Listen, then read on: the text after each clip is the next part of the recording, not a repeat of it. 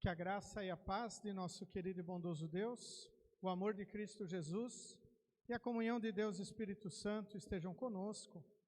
Quando queremos refletir na palavra de Deus, lida em nosso culto hoje, as leituras bíblicas, destacando de maneira especial o Salmo 118, dos versículos 19 a 29. Que Deus esteja a nos abençoar. Amém. Estimados de Cristo Jesus, neste final de semana celebramos o Domingo de Ramos. Acabamos de ouvir na leitura do Evangelho o relato da entrada triunfal de Jesus em Jerusalém, onde ele era saudado por uma multidão que colocou ramos nos chãos, estenderam as suas vestes, capas, fazendo uma espécie de um tapete vermelho para a entrada de Jesus, dizendo: Hosana a Deus, que Deus abençoe aquele que vem em nome do Senhor, que Deus abençoe o reino de Davi, o nosso pai, o reino que está vindo. Hosana a Deus nas alturas do céu. Reconhecendo Jesus como o Messias prometido, o rei que estava chegando. Infelizmente, poucos dias depois, estes que saudaram Jesus também estavam clamando pela sua crucificação. E então nós devemos refletir o que significa esta entrada triunfal de Jesus na cidade de Jerusalém. O que significa a resposta ou o clamor ou os gritos daquela multidão para Jesus? E o que isso significa para nós? Como nós podemos observar este evento e aplicá-lo para a nossa vida? Primeiramente, temos que lembrar que esta entrada triunfal de Jesus em Jerusalém é o cumprimento de profecias de Deus. E uma delas nós lemos no culto hoje, no livro do profeta Zacarias, no capítulo 9, o versículo 9. Alegre-se muito o povo de Sião, moradores de Jerusalém, cantem de alegria, pois o seu rei está chegando. Ele vem triunfante e vitorioso, mas é humilde e está montado num jumentinho, filho de jumenta. E ouvimos o relato do Evangelho, esta profecia sendo cumprida. E no Salmo, nós ouvimos o salmista escrevendo o seguinte, a partir do versículo 26, ele escreveu: que Deus abençoe aquele que vem em nome de Deus o Senhor.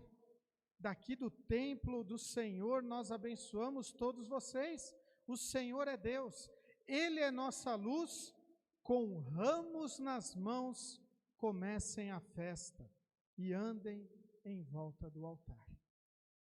Mais uma alusão ali à entrada triunfal de Jerusalém, onde a multidão com ramos nas mãos saudavam o Rei Jesus.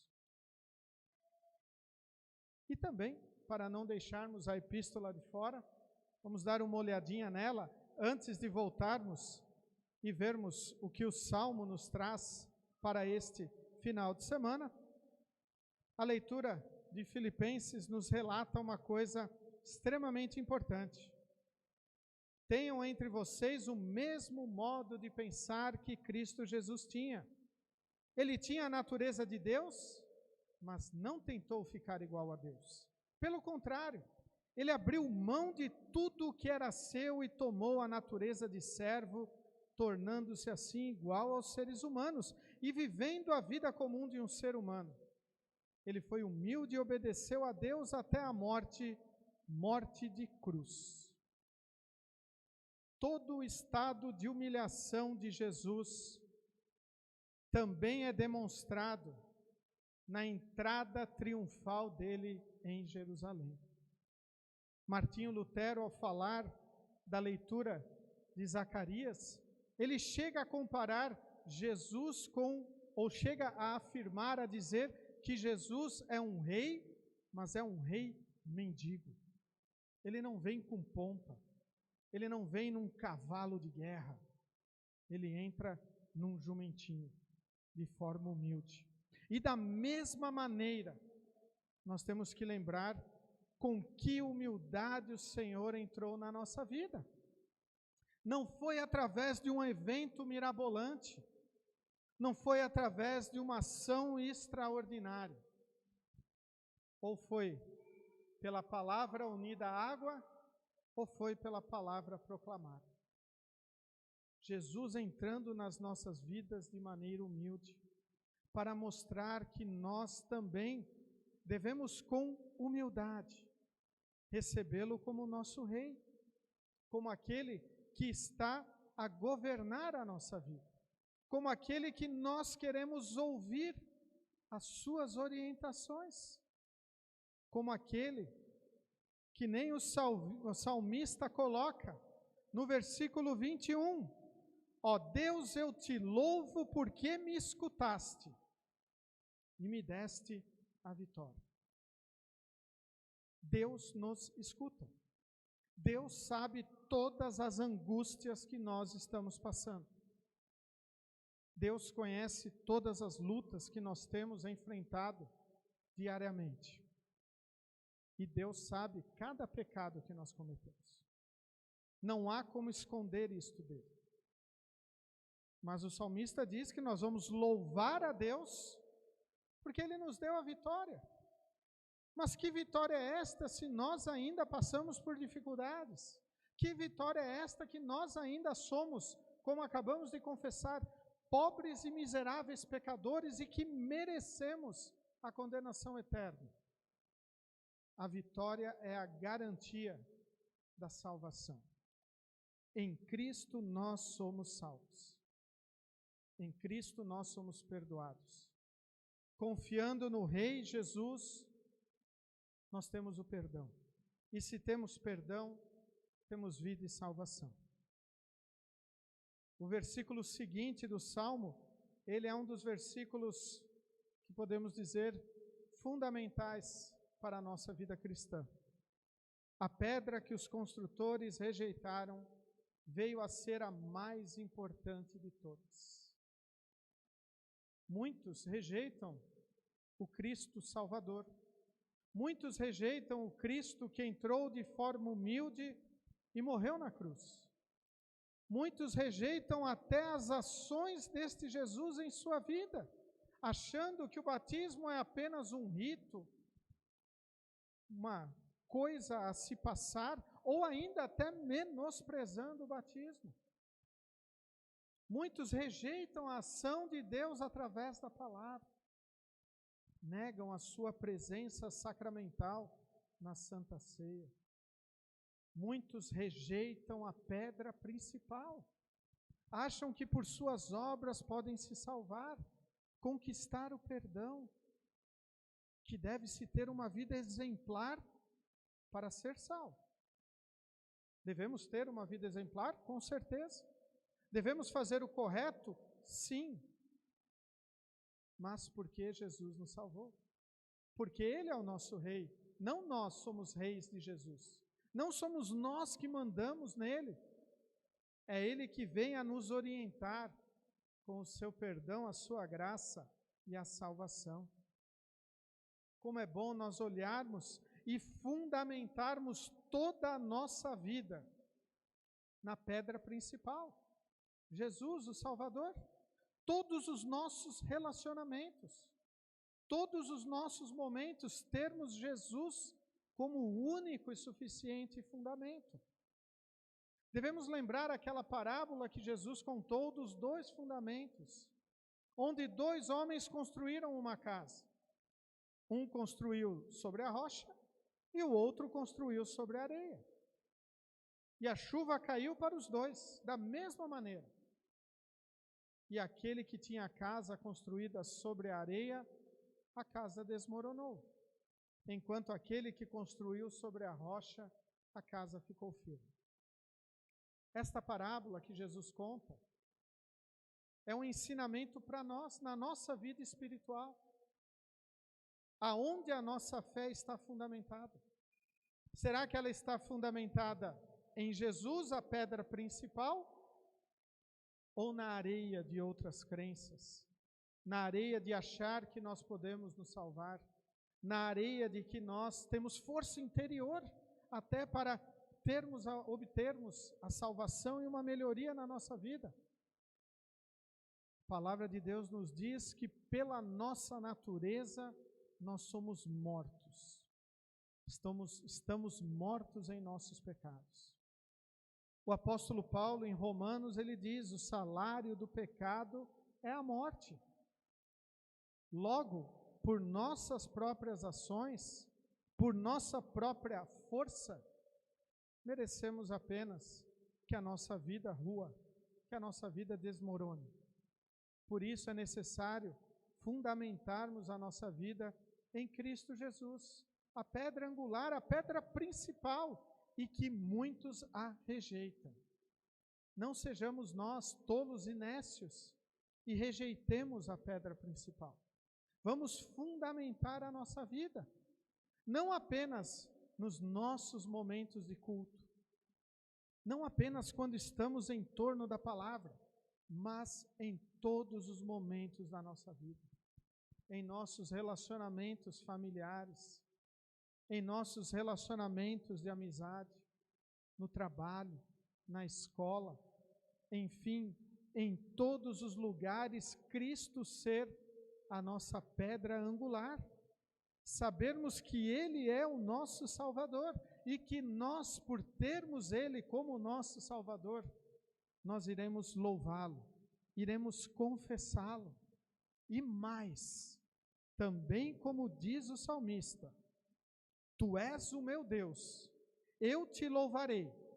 Tu és o meu Deus, eu anunciarei a tua grandeza. Acabamos de cantar. Como não falar? Não há como nós cristãos não falarmos do que Jesus tem feito em nossa vida. Não há por que não falarmos do perdão que Jesus conquistou na cruz em nosso lugar e que nos dá através do batismo e da palavra, e quer fortalecê-lo através da palavra e da Santa Ceia. Eu anunciarei a tua grandeza, pois tu és o meu Rei, tu és o meu Salvador, tu me carregas neste mundo para a salvação eterna. A minha vida está entregue nas tuas mãos. E então podemos cantar como aquele povo de Jerusalém: Hosana, Hosana ao Rei, Hosana àquele que vem em nome do Senhor. Salva-nos, liberta-nos, perdoa-nos. Nós temos que clamar isto diariamente. O salmista até diz aqui: dá-nos prosperidade, ó Deus. Mas engana-se quem pensa que esta prosperidade é material. A maior prosperidade que o Senhor nos dá é a riqueza do perdão. Nós ouvimos na leitura da epístola: Cristo deixou a sua natureza, assumiu a nossa forma, carregou os nossos pecados, se fez pobre para nos enriquecer, para nos perdoar. Por isso é maravilhoso quando somos abençoados por esta palavra maravilhosa que nos mostra o que deve significar a entrada triunfal de Jesus em Jerusalém e a entrada triunfal dele nas nossas vidas. Perdão, vida, salvação, uma vida de entrega, uma vida em resposta ao amor de Deus. Infelizmente, muitas vezes, nós também agimos como aquele povo. Rejeitamos Jesus. Não queremos que Ele faça parte da nossa vida. Nós caímos em pecado, desprezamos a Sua palavra. Muitas vezes, até nos passa desapercebido isso. Talvez poderíamos dizer, se eu estivesse lá no tempo de Jesus, se eu tivesse saudado Ele, naquele domingo de Ramos, eu não ia pedir para crucificá-lo. Nós não sabemos isso. Mas nós sabemos que nós estamos aqui e agora, clamando por este Jesus, falando deste Jesus que veio, morreu, ressuscitou, nos perdoou. E às vezes nós também deixamos de falar. Às vezes nós deixamos de agradecer. Às vezes deixamos de estar na sua casa para estarmos em outros lugares.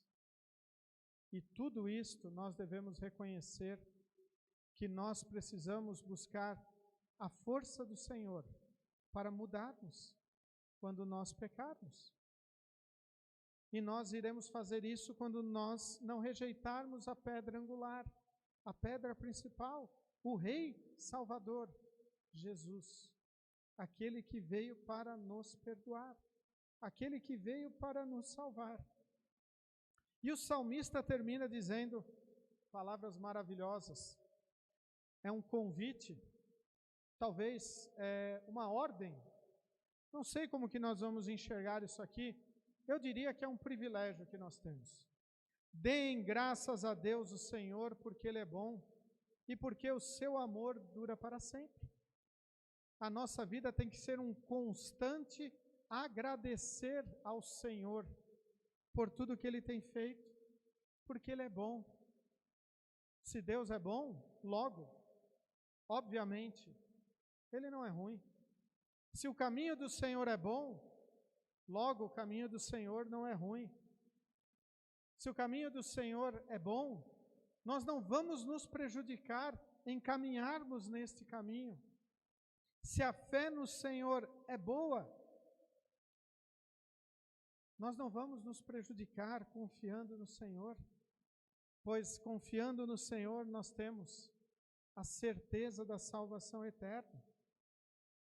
Então, demos graças ao Senhor diariamente, porque Ele é bom e porque o seu amor dura para sempre. E apenas esta expressão deveria nos fazer realmente exalarmos o amor de Cristo. Porque o amor de Deus em nossa vida não tem fim. O amor de Deus em nossa vida, Ele nos consola, Ele nos fortalece. Ele vem nos buscar quando nós estamos no pecado. Ele vem nos abraçar quando nós estamos sofrendo, quando nós estamos enlutados. O amor de Deus vem nos animar quando nós olhamos para o mundo em que vivemos e vemos um mundo corrompido pelo pecado. E então lembramos, poxa, nós temos o Rei Jesus em nossa vida. Aquele que entrou de forma triunfante em Jerusalém, montado num jumentinho, sabendo qual seria o seu fim, ou melhor, qual seria o fim da sua obra aqui neste mundo? A morte, para nos perdoar, para nos salvar, porque o seu amor dura para sempre. E assim, abençoados pelo amor de Deus, contagiados por este amor maravilhoso, somos chamados também a amar o nosso próximo, a amar também os nossos inimigos, como Cristo nos amou. Não precisamos nos entregar numa cruz para morrer, não é nem isso que o Senhor quer que nós façamos, mas Deus quer que nós anunciemos o seu perdão.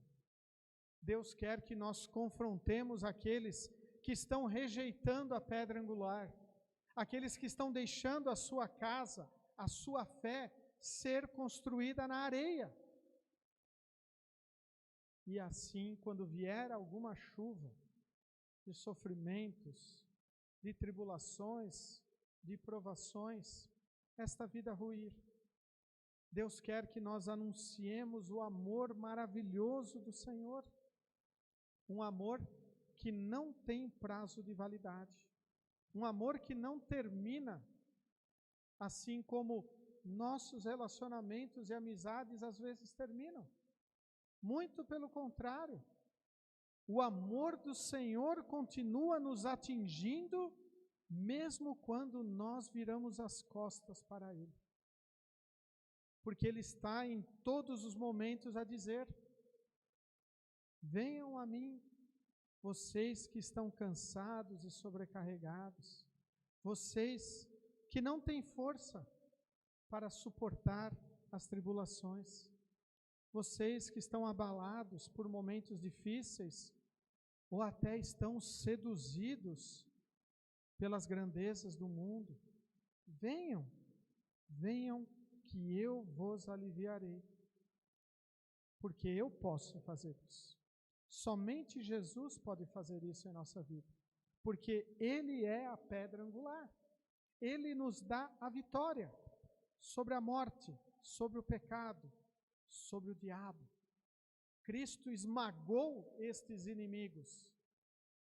Logo, em Cristo, nós somos mais do que vencedores. E, obviamente, sem Cristo, nós somos apenas perdedores.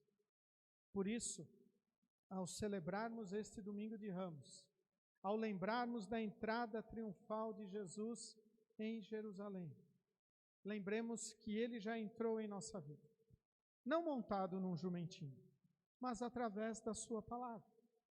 Palavra esta que pode ter vindo unida à água ou palavra proclamada, mas esta palavra nos transformou de inimigos de Deus em amigos de Deus, de condenados em salvos, de perdidos em orientados pelo Senhor.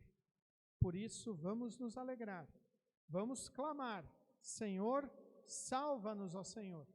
Vamos clamar: hosana ao que vem em nome do Senhor. Vamos clamar que é o Senhor quem nos salva e respondermos a este amor, transmitindo a sua palavra, não calando, mas anunciando a sua grandeza, a grandeza do Rei Salvador que nós temos, que é mais importante do que qualquer rei, autoridade ou pessoa neste mundo. Jesus deve ser sempre o Senhor da nossa vida, porque Ele é bom e porque o seu amor dura para sempre. Amém. Vos coloqueis em pé. Que a paz de Deus, que excede o nosso humano entendimento, guarde os nossos corações e nossas mentes em Cristo Jesus, o Rei Salvador. Amém.